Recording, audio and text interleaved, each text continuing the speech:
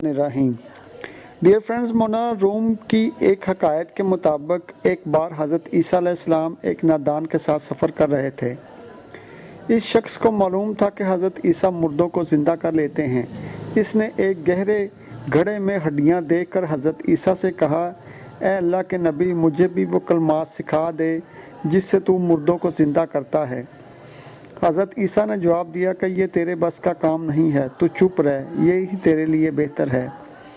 इसने फिर कहा कि अगर मैं इन हड्डियों को ज़िंदा नहीं कर सकता तो तू ही इन पर कुछ पढ़ कर दम कर कि ये दोबारा ज़िंदा हो जाएं। हज़रत ईसा ने अपने दिल में कहा, या अल्लाह, ये क्या भेद है, इस बेवकूफ़ को इतना इसरार क्यों हो गया है, इसको अपनी जान और जन्नत की फ़िक्र क्यों नहीं है, ये अपनी आखिरत की फ़िक्र करने की बजाय इस मुर्दार के पीछे क्यों पड़ गया है।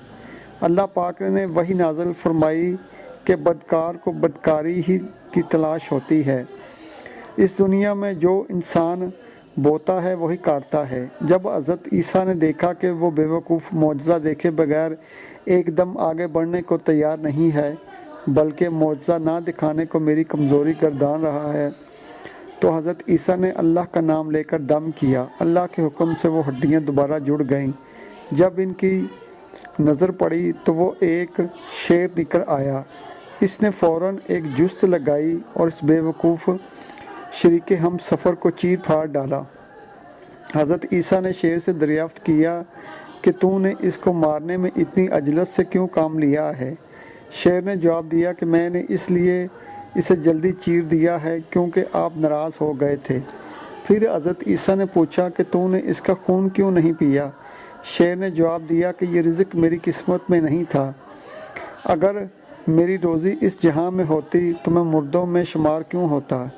फिर मौलाना रूम ने फरमाया कि इस नादान ने हज़रत ईसा की कदर नहीं की और मारा गया, बिल्कुल गधे की तरह, क्योंकि गधे को अगर साफ़ शफाफ पानी दिया जाए तो वो इसको पैर मारकर गदला कर देता है। मैं आपको एक और हकायत सुनाने वाला हूँ, मगर इससे पहले मेरी आपसे दरख्वास्त है कि अगर आपने मेरा चैनल सब्सक्राइब नहीं किया तो उसे सब्सक्राइब कर दें। कहते हैं अल्लाह जिस हाल में रखे इंसान को खुश रहना चाहिए, कभी लालच नहीं करना चाहिए। एक गधे का मालिक इस पर रुई लाद कर रोज़ दरिया से पार ले जाया करता था, जिस पर गधा बिल्कुल खुश नहीं था। वो चाहता था कि इसका मालिक इसका वज़न मज़ीद कम कर दे।